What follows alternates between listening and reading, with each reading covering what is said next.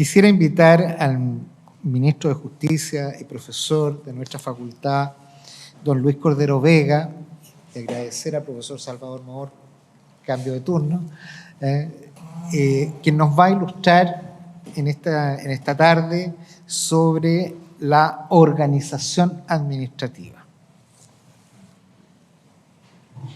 por el término de 15 minutos. Por 15 minutos, como nuevo director.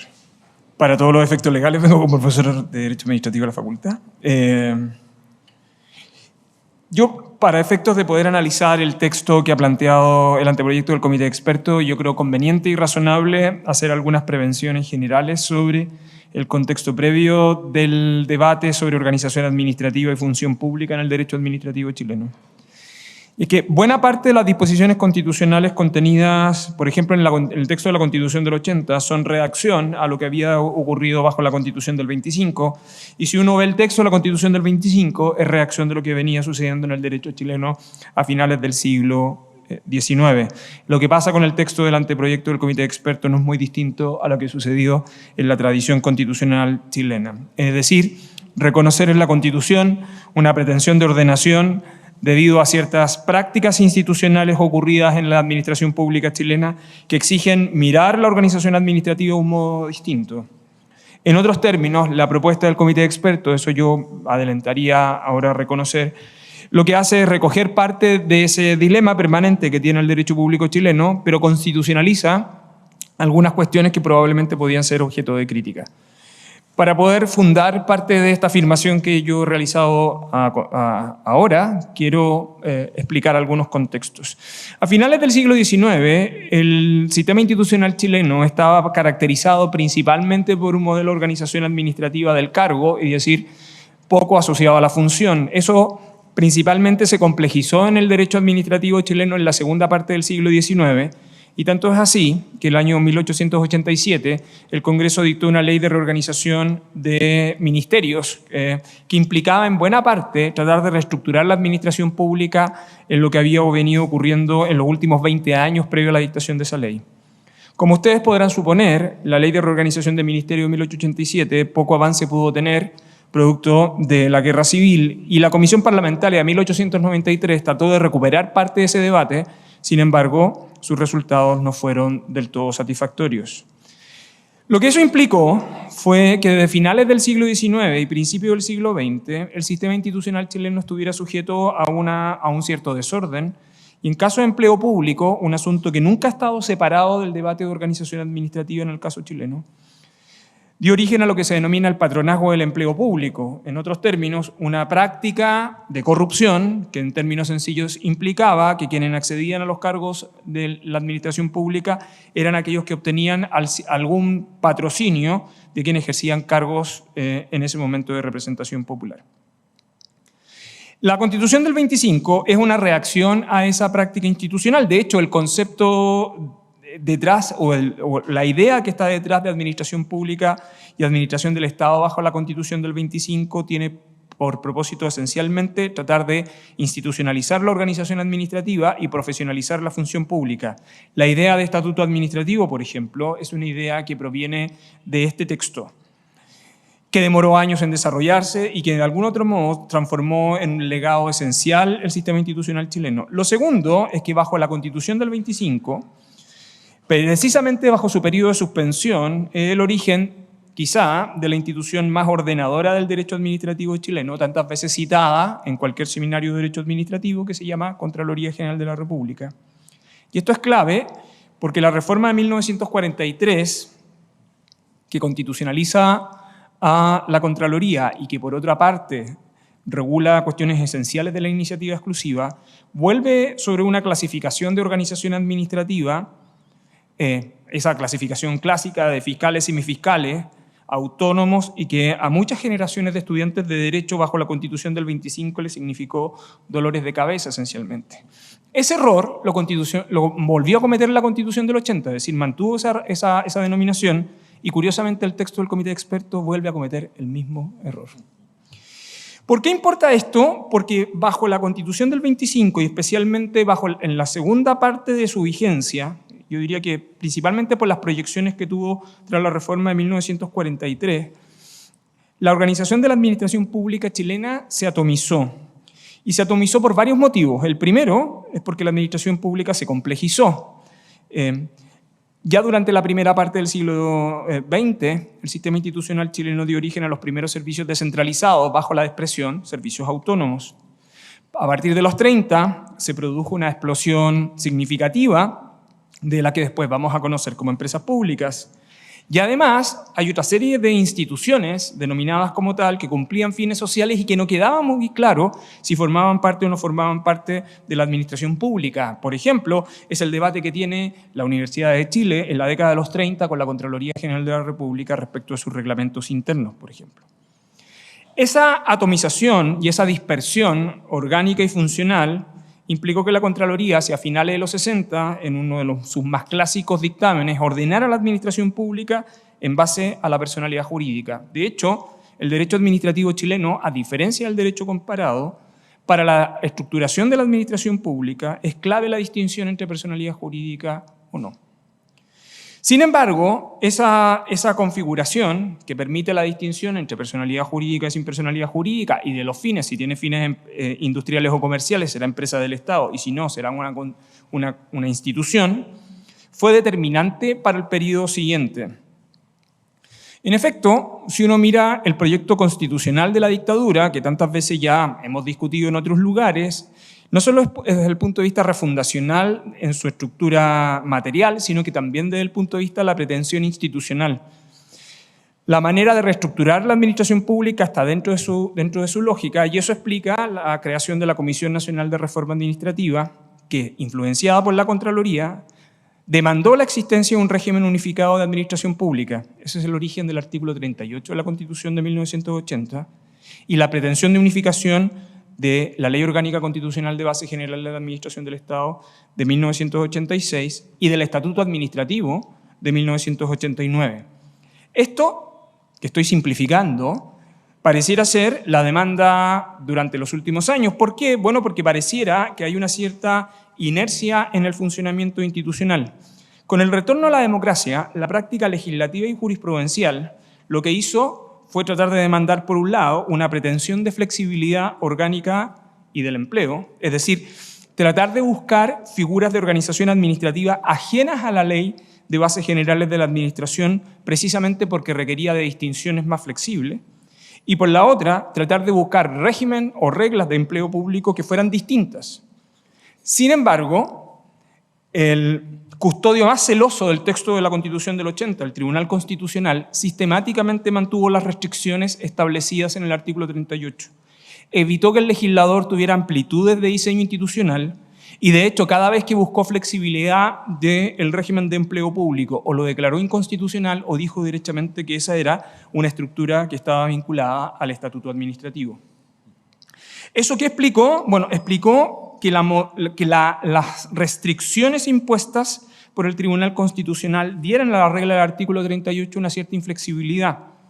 Es más, a partir de los 90, de nuevo volvimos a hablar de reforma y modernización del Estado y cada una de ellas al final terminó siendo implementado mediante glosas presupuestarias o la ley de reajustes del sector público. Las reglas permanentes casi fueron imposibles de mutar.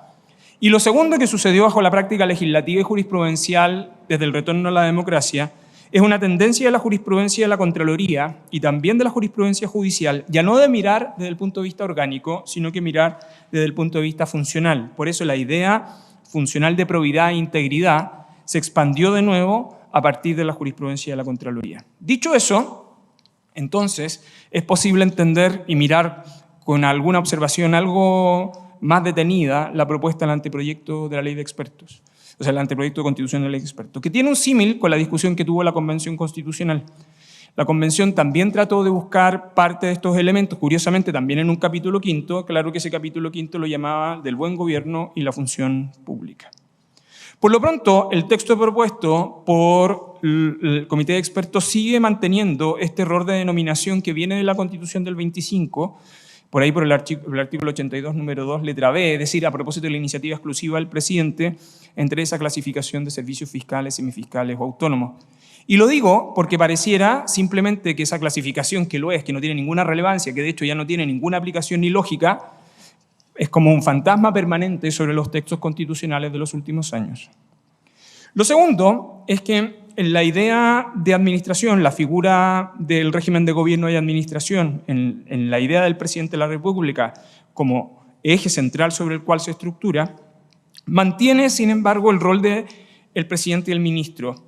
Y en el caso de los ministros, quizá una de las innovaciones más relevantes sea aquella que está incorporada en el artículo 73 del texto, al cual hace referencia el artículo 103, que permite la reestructuración mediante DFL de la dependencia de ministerios y servicios públicos durante los 3 primeros meses de un mandato. Algo así como una flexibilidad administrativa de inicio para ver cómo organiza la administración pública para poder gestionar. Eso asume, sin embargo, una pretensión, y es que pareciera que el resto de la administración estuviera dotada de la misma flexibilidad. Sin embargo, eso no es así. Pero es un avance porque es una demanda o una discusión planteada hace muchísimos años en el contexto de reforma y modernización del Estado. Pero me quiero detener, en los minutos que me quedan, en la pretensión que revela el texto y que de algún otro modo demuestra cómo los textos constitucionales son herederos de las épocas en las cuales se discuten. Y eso tiene que ver con mantener la idea de bases generales de la administración del Estado, pero hacerlo desde el punto de vista de utilizar las referencias más significativas desde el punto de vista material.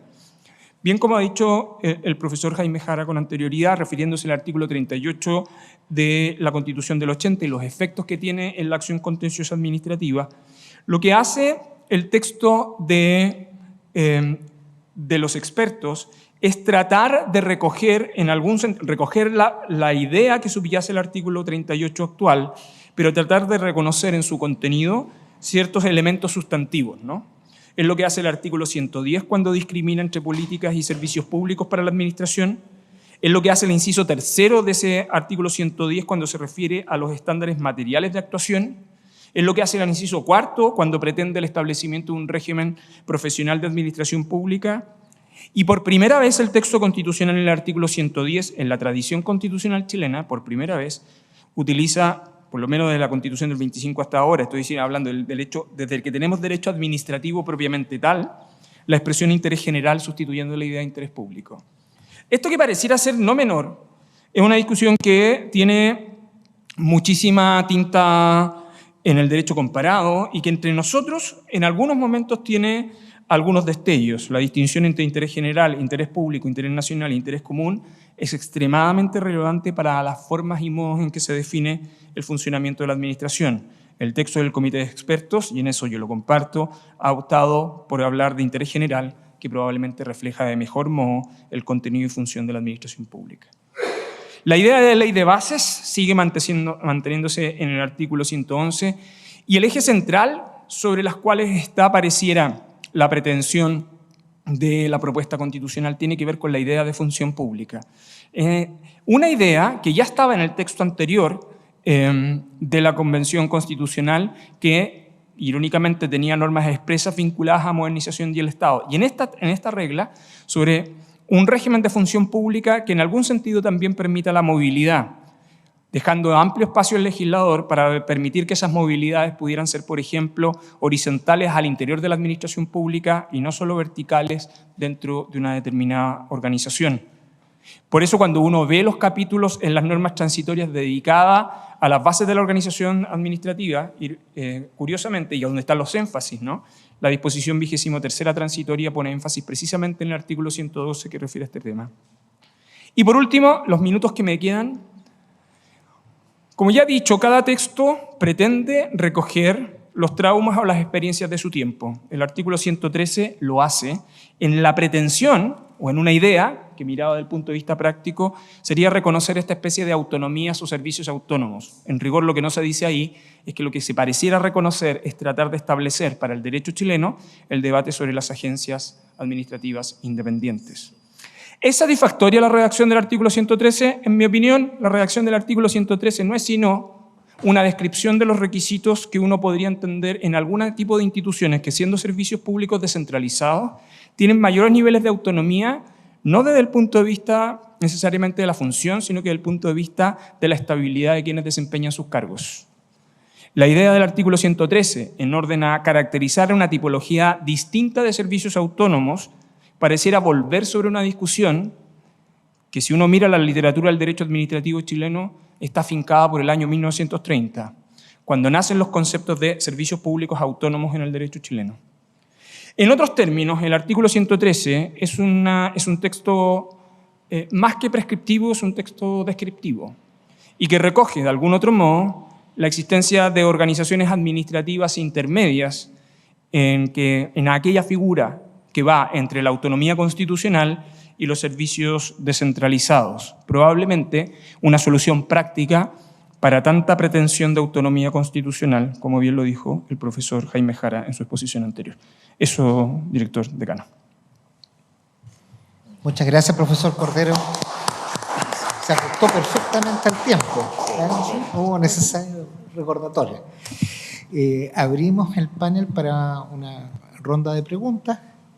Decano. Bueno, yo creo que hemos escuchado una exposición excelente con una cantidad de antecedentes históricos que son inusuales, en verdad, en lo que es la explicación del derecho administrativo. A mí me ha llamado la atención, no sé si es algo que está ya reconocido, pero a mí me parece que el artículo 111, que aquí se lo hago ver al ministro, tiene una potestad entregada a los jefes de servicio, a la capacidad de organización interna de los servicios públicos, que puede ser un germen de reestructuración permanente. Parece que la ley estuviese como limitada en cierto modo primero por lo que son las potestades de cada organización, que derivarían de algo que no es la ley, porque se dice sin perjuicio de las potestades en el número 1 del 111, y después esa atribución que muy bien comentó y explicó el ministro del presidente de reestructurar los ministerios, parece que se replica a un nivel más microscópico en el número 2 del 111. Entonces, yo creo que parte de las funciones que cumple la administración es crear condiciones de estabilidad, seguridad, racionalidad burocrática, y si cada vez que llega un jefe de servicio nuevo tiene estas tremendas atribuciones, yo no sé si estoy leyendo mal, creo que hay un diseño de la organización de la administración del Estado que no coincide con lo que hemos tenido. Puede ser, y ahí está mi pregunta, que esto se parezca más a lo que fue eso que explicaba también el ministro y profesor Luis Cordero, que era la forma en que funcionaba el Estado en el siglo XIX, que era un Estado primero parlamentarizado, más bien discrecional, donde el cargo era lo importante, el que tenía el cargo podía reestructurar todo. Entonces me encantaría, si es posible, tener una reacción frente a esta disposición. Quizás la estoy leyendo mal y es una norma que en verdad no tiene mayor consecuencia porque está anticipada en otros dictámenes, qué sé yo, regulaciones del aparato administrativo chileno.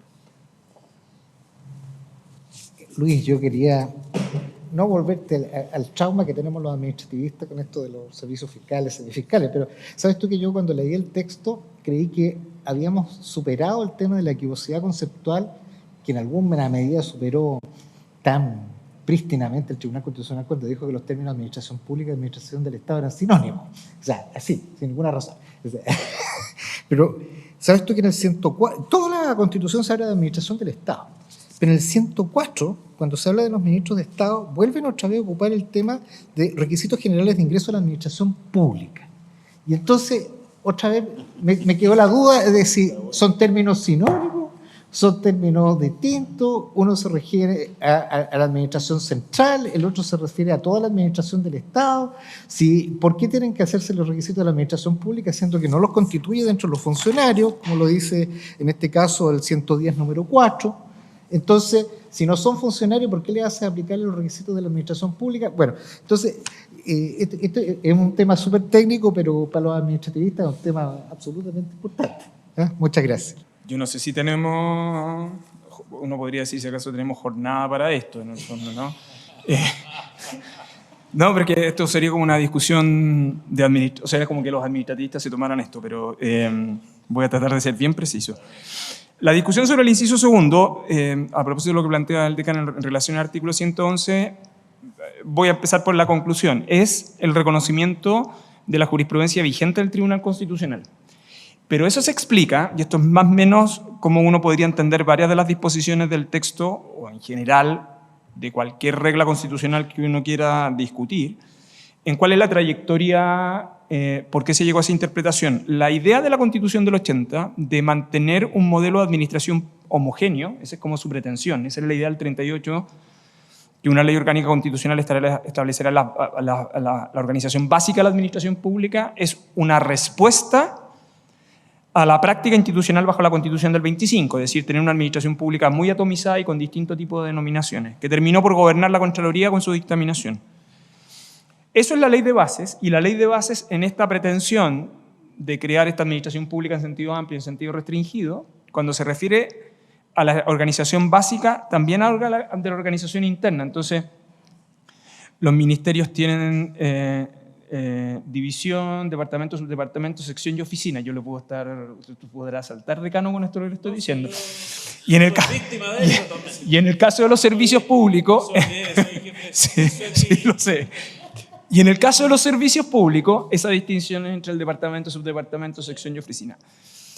El símil de todo eso es la representación funcionaria de eso, que es la distribución en cómo están distribuidos los cargos públicos, en el fondo, y por qué determinados cargos se mueven dentro de determinada planta. Esa idea que subyace al texto del 80, que subyace a la ley de base y que subyace al estatuto administrativo, choca con la demanda legislativa de la década de los 90 de tratar de darle flexibilidad a la administración pública. Entonces, algunos ejemplos.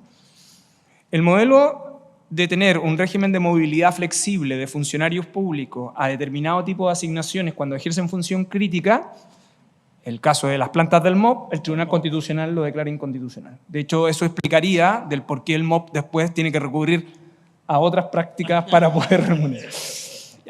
Lo segundo es que en la década de los 90, el FOSIS, por ejemplo, que era una institución que estaba destinada a un fondo de ayuda, tiene un régimen de empleo, que será el régimen laboral, y que el Tribunal Constitucional advierte que debe ser, que ahí cuando se refiere laboral también se debe entender para todos los efectos como estatutario.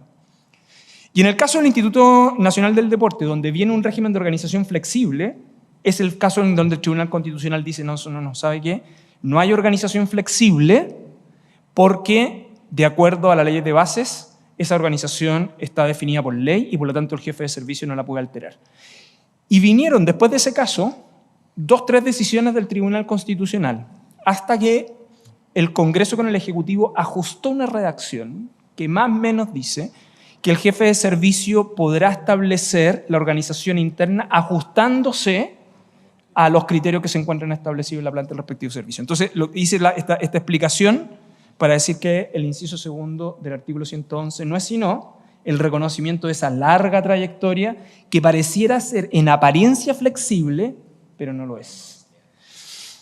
En el caso de la pregunta del profesor Huidobro, director, mire, yo diría que la distinción entre administración del Estado y administración pública, por el bien de los estudiantes de Derecho, uno tiene que seguir manteniéndola como sinónimo. ¿Sí? Yo diría. Y yo creo que lo que hace mucho del texto es que sigue recorriendo la tradición constitucional chilena. En el caso de los requisitos para acceder a ministro de Estado es cumplir los requisitos de ingreso a la administración pública, en el fondo, ¿no? Que en rigor son los requisitos para acceder a la administración del Estado. Lo que pasa es que hay requisitos comunes, y en este caso serían los requisitos estatutarios fundamentalmente. Y lo digo porque en el caso de el artículo del 113, ¿no?, que es la regla de la pretensión del reconocimiento de las entidades autónomas, este mundo intermedio de autonomías legales, que yo creo que es la pretensión que tuvimos también bajo la Constitución del 25, tiene esta trampa final que a los servicios públicos autónomos independientes, cualquiera sea su denominación, les serán aplicables las disposiciones que rigen a la administración del Estado. Dicho de otro modo, la pretensión de autonomía se diluye porque el gran intérprete de la legislación de la administración del Estado se llama Contraloría General de la República. No forma parte de mi explicación, pero quiero recordar que en este texto está constitucionalizado, al igual que en el anterior, la potestad dictaminante de la Contraloría, con todo el efecto legislativo que tiene esa potestad. Eso en términos resumidos. Muchas gracias, profesor Corral. Un alcance, en materia municipal, el tema de la organización interna está entregada al propio órgano, porque los artículos 15, 16 y siguientes, y después, en cuanto al reglamento orgánico que se dicta, lo dicta la propia municipalidad. Pero una excepción a la regla que ya va a comentar el profesor. Muchas gracias.